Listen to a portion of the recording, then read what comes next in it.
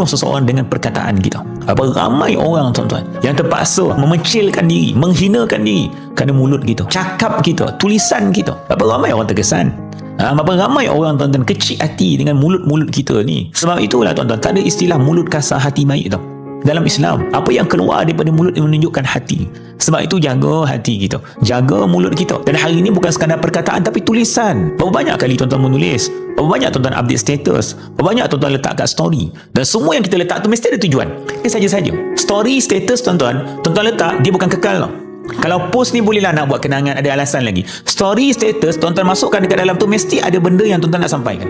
Dan ada tuan-tuan targetkan siapa yang kena baca. Betul tak? Siapa yang kena baca dan siapa aku tujukan, mesti ada. Tuan-tuan jagalah benda-benda macam ni. Janganlah sakitkan hati orang. Janganlah matikan seseorang dengan kata-kata kita tuan-tuan. Janganlah disebabkan mulut kita ni tuan-tuan, orang terasa. Latih mulut kita memberikan manfaat kepada orang lain, bukan menjatuhkan.